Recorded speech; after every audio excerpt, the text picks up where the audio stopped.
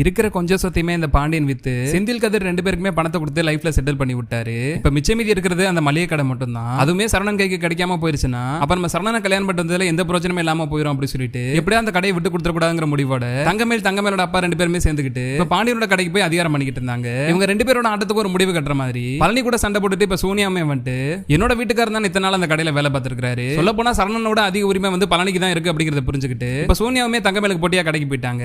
தனக்கு போட்டியா யாருமே வரமாட்டாங்கன்னு சொல்லி ரொம்ப நம்பிக்கை இருந்த தங்கமேல ஆட்டத்துக்கு முடிவு கட்டுற மாதிரி இப்ப சோனியாவும் பாண்டியனோட கடைக்கு கிளம்பி போனது உங்களுக்கு பிடிச்சிருச்சுன்னா மறக்காம இந்த வீடியோக்கு ஒரு லைக் பண்ணி உங்க ஆதரவை தெரிவிங்க. பாண்டியன் ஸ்டோர்ஸ் அப்கமிங் ப்ரோமோல என்ன நடக்க போகுதுங்கிற ப்ரெடிக்ஷனை இந்த வீடியோல பார்க்கலாம். நைட் ஒர்க்லாம் முடிச்சுட்டு செந்தில் மீனா ரெண்டு பேருமே லேட்டா தான் வீட்டுக்கு வராங்க. வீட்டுக்கு வந்ததுமே சமையலுக்கு தேவையான பொருள் எதுவுமே வாங்கி வைக்கல, இன்னும் பாத்திரம் எதுவுமே கூட வாங்கி வைக்கல, அதனால சமையல் பண்ண முடியாது அப்படிங்கறத புரிஞ்சுக்கிட்டு செந்தில் போய் மீனாக்கு தேவையான சாப்பாடெல்லாம் வாங்கிட்டு வீட்டுல உட்காந்து எல்லாருமே சாப்பிட்டு இருக்காங்க. ஏன் மீனா வீட்டுக்கு வந்ததுல இருந்து ஒரு மாதிரி சோகமாவே இருக்கு. அந்த வீட்டுல இருக்கிறப்ப தான் நீ கஷ்டப்பட்டுக்கிட்டு இருந்தா, இங்க சந்தோஷமா தானே இருக்கணும், நமக்கு இங்க ரூல்ஸ் போறதுக்கு யாருமே கிடையாது, எங்க அப்பாவும் நினைச்சா அம்மாவும் நினைச்சா நீ பயப்பட தேவையே இல்ல, அப்புறம் எதுக்கா நீ சோகமா இருக்கிற, என்ன பிரச்சனை உனக்கு அப்படி சொல்லிட்டு கேக்குறாரு. நான் உங்களை நம்பி வந்ததா நான் பண்ண பெரிய தப்பு, நான் உங்க கூட கிளம்பி வந்திருக்கவே கூடாது அப்படி சொல்லிட்டு மீனா வந்து ரொம்ப கோவப்படுறாங்க. அப்படி நான் உன்னை என்ன கொடுமைப்படுத்திட்டேன், அந்த வீட்டுல இருந்தா நம்மளால சந்தோஷமா இருக்க முடியாது, நான் எது பண்ணாலும் அப்பா ஏதாவது சத்தம் போட்டுக்கிட்டே இருப்பாரு, இது எதுக்கு தேவையில்லாத வேலை, நம்ம பிடிச்ச லைஃப் நம்ம பாட்டுக்கு வாழலாம்ல, அதுக்காக தான் உன்னை நான் இந்த வீட்டுக்கே கூப்பிட்டு வந்தேன். சொல்ல போனா நான் எடுத்த இந்த முடிவில் என்னைய விட உங்க அப்பா அம்மா தான் ரொம்பவே சந்தோஷப்பட்டாங்க, அவங்களே இவ்வளவு தூரம் சந்தோஷப்படுறப்ப நீ மட்டும் ஏன் இப்படி பிஹேவ் பண்ணிட்டு இருக்க, இன்னும் கொஞ்ச நாள்லயே பாரு நீ புரிஞ்சுக்குவே, நம்ம இப்படி புது வீட்டுக்கு வந்ததா சரியான முடிவுங்கிறத நீயே உணரத்தான் போற, அதெல்லாம் நடக்க தான் போது பாரு அப்படி சொல்லிட்டு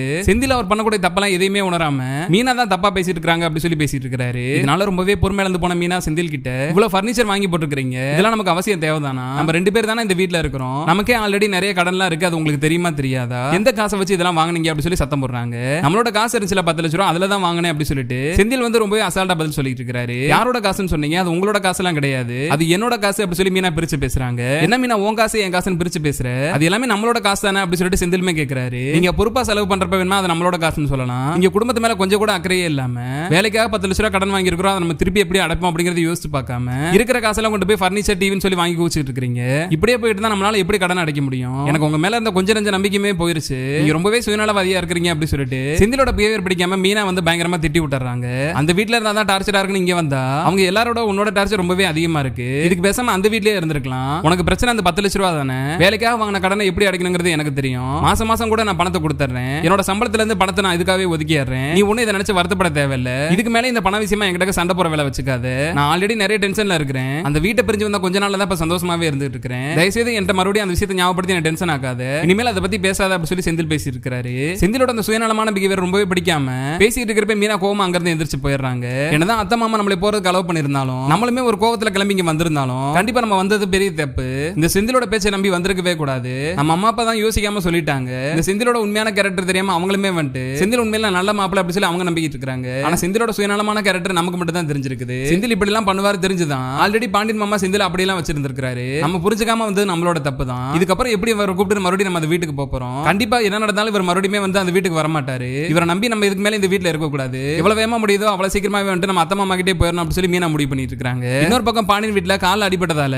பழனி வீட்டுல தான் ரெஸ்ட் எடுத்துட்டு இருக்காரு. அப்ப சரணன் வந்து பழனிக்கு காலம் விட்டு இருக்காரு, அது பின்னாடி இருந்து தங்கமேல் பாத்துக்கிட்டு இருக்காங்க. வேலை முடிச்சுட்டு வந்து எவ்வளவு நேரம் ஆச்சு, நம்ம கிட்ட இன்னும் ஒரு வார்த்தை கூட பேசல, நம்மள என்ன ஏதுன்னு ஒரு வார்த்தை கூட கேட்காம அவர் பாட்டுக்கு உட்காந்து பழனிக்கு காலம் விட்டு இருக்காரு, நம்ம மேல கொஞ்சம் கூட அக்கறை இல்லாம போயிருச்சு அப்படி சொல்லிட்டு நடக்கிறதெல்லாம் பார்த்து தங்கமேல் வந்து ரொம்ப கோபப்பட்டு இருக்காங்க. கரெக்டா அந்த டைமுக்கு அங்கனுக்குள்ள சோனியாமே வந்துடுறாங்க. பின்னாடி தங்கமேல் டென்ஷனா உட்காந்துருக்கத பார்த்ததுமே சோனியாக்கே தெரிஞ்சிருது, என்ன சரணா இப்படி பண்ணிக்கிட்டு இருக்கிற, உன் வீட்டுக்காரமா பின்னாடி உட்காந்து டென்ஷனா பாத்துக்கிட்டு இருக்கு, நீ பாட்டுக்கு அதை எதையுமே கண்டுக்காம உட்காந்து பழனிக்கு காலம் விட்டு இருக்கிற, அந்த வேலையை நான் பாத்துக்க மாட்டேன் எனக்கு தெரியாதா, நீ போய் உன் வீட்டுக்காரமா பார்க்க வேண்டியதானே அப்படி சொல்லி சரணன் அனுப்பிச்சிருக்காங்க. இதனால ரொம்பவே டென்ஷனாவே சரணன் வந்து ரூம்குள்ள போறாரு, பின்னாடியே ஃபாலோ பண்ணிட்டு தங்கமேலுமே ரூம்குள்ள போயிடுறாங்க. ஏமாமா வேலை முடிஞ்சு எப்ப வீட்டுக்கு வந்தீங்க, நானும் உங்க கூட தானே வந்தேன், வந்ததுல இருந்து ஒரு வார்த்தையாவது என்கிட்ட பேசுறீங்களா, வந்ததுல இருந்து அவர் கூட தான் உட்காந்து பேசிட்டு இருக்கீங்க, அவருக்கு காலம் விட்டு இருக்கீங்க, நானும் உங்க கூட தானே சொன்னேன் கடையில இருக்கிறப்ப எனக்கு கால் வலிக்குதுன்னு சொன்னேன்ல, எனக்கு ஒரு நாளாவது நீங்க காலம் விட்டு இருப்பீங்களா, ஏமாமா இப்படி எல்லாம் பண்ணிட்டு இருக்கீங்க, உங்களுக்கு என் மேல சுத்தமா பாசமே இல்ல, அதனாலதான் நீங்க இப்படி எல்லாம் பண்றீங்க, இதுக்கு நீங்க என்ன கல்யாணம் பண்ணாம இருந்திருக்கலாம் அப்படி இப்படி சொல்லிட்டு தங்கமேல் சரணன் கூட சண்டை போடுறாங்க. நீ சொன்னது என்னமோ கரெக்ட் தான் தங்கமேல், நான் உனக்கு கல்யாணம் பண்ணாம இருந்ததுன்னா கண்டிப்பா நான் நல்லா இருந்திருப்பேன், நான் பண்ண பெரிய தப்பு உன்னை கல்யாணம் பண்ணதான், உனக்கு கால் வலிச்சா நான் ஏன் அமுக்கி விடணும், நீ எனக்கு உண்மையாவும் நேர்மையாவும் இருந்திருக்கிறியா,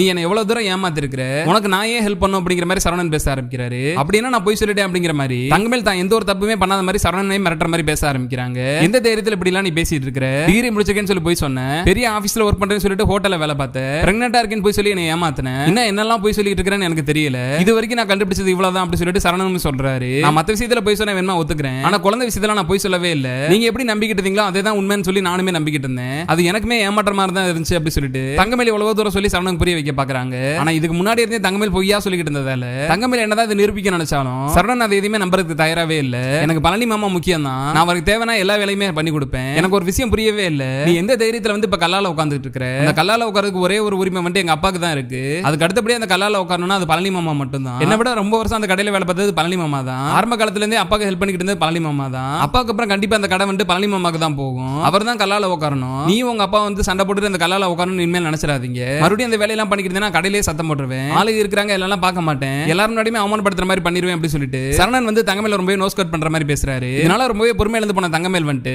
உங்க அப்பா தெளிவா இருந்த சொத்தையுமே வித்து செந்திலுக்கு கவர்மெண்ட் வேலை வாங்கி கொடுத்துட்டாரு, கதிருக்கு டிராவல்ஸ் வச்சு கொடுத்துட்டாரு.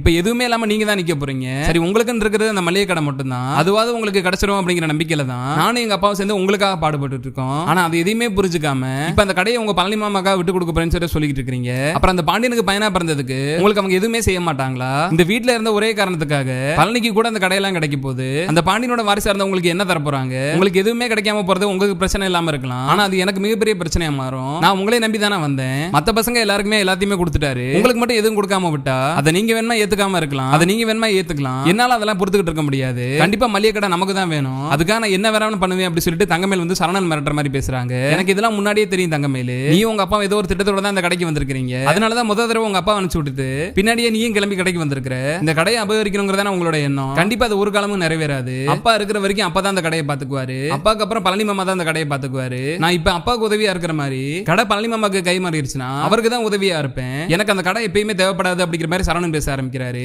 அந்த கடையை விட்டுட்டீங்கன்னா நீங்க தெருவுல தான் நிக்கணும், நல்லா யோசிச்சுக்கங்க அப்படி சொல்லிட்டு தங்கமேல் ரொம்ப அசிங்கப்படுத்துற மாதிரி பேசுறாங்க. நான் தெருவுல நிக்கிறதுல எனக்கு எந்த பிரச்சனையுமே இல்ல, எனக்கு எங்க அப்பா மாமா என் குடும்பம் தான் முக்கியம், உன்னை பத்தி எனக்கு எந்த கவலையுமே இல்ல அப்படி சொல்லி சரவணன் பேச ஆரம்பிக்கிறாரு. இன்னொரு பக்கம் இப்படி தங்கமேல் ரூம்ல சண்டை நடந்துட்டு இருக்கிறது ரூமுக்கு வெளியில இருந்து சோனியா எல்லாத்தையுமே ஒட்டு கேட்டுறாங்க. தங்கமேலோட மனசுல இப்படி ஒரு என்ன இருக்குன்னு தெரிஞ்சதுமே சோனியாவே ரொம்பவே சாக்காயிடுறாங்க. இந்த பழனியுமே தெரிஞ்ச மாதிரி தெரியல, அவங்க அன்னைக்கு மளிகை கடை வச்சு தரேன்னு சொன்னாலும் அந்த மளிகை கடையும் வேண்டாம்னு சொல்லியாச்சு, வேற எந்த பிசினஸும் பண்ற மாதிரியுமே தெரியல, நம்ம இவ்வளவுதான் திட்டியும் பார்த்தாச்சு திருந்துற மாதிரியே தெரியல. இவரை விட்டா காலத்துக்குமே அந்த கடைக்கு தான் வேலைக்கு போயிட்டு இருப்பாரு, இத்தனை வருஷமா அந்த கடையில வேலை பார்த்துட்டாரு, இது வரைக்கும் அவருக்குன்னு எதுவுமே வந்து அந்த பாண்டியன் செய்யவே இல்ல. தங்கமேல் சொல்ற மாதிரி இந்த செந்திலுக்கு கவர்மெண்ட் வேலை வாங்கி கொடுத்துட்டாரு, கதிருக்கு டிராவல்ஸ் கம்பெனி ஆரம்பிச்சு கொடுத்துட்டாரு, இப்ப மீதி இருக்கிறது சரவணன் மட்டும் தான். இப்ப தங்கமேல் மனசுலயும் ஆசை வந்துருச்சு, என்ன நடந்தாலும் அந்த மளிகை கடை விட்டுறக்கூடாதுன்னு சொல்லி தங்கமேலுமே பிளான் போட்டுருச்சு. இதுக்கு மேல சரவணன் அமைதியா விட்டு கொடுத்து போனாலும் என்னதான் சரவணனுக்கு பழனி மேல மரியாதை இருந்தாலும் கண்டிப்பா தங்கமேல் இந்த விஷயத்துல கடையை எப்படி தாம் பேருக்கு மாத்தலாம் தான் பிளான் பண்ணும். பழனி கண்டிப்பா நம்மளோட பேச்சுமே கேட்க மாட்டாரு. இதுக்கப்புறம் ஒரே வழி சரவணன் சொன்ன மாதிரி கடையை வந்து பழனி பேருக்கு மாத்திரதான் சரியா இருக்கும். நாளைக்கு இந்த பிரச்சனைக்கு ஒரு முடிவு கட்டிடும் அப்படி சொல்லி யோசிக்கிற சோனியா வந்துட்டு நைட்டு தூங்குறப்ப பழனி கிட்ட பேசிடுறாங்க.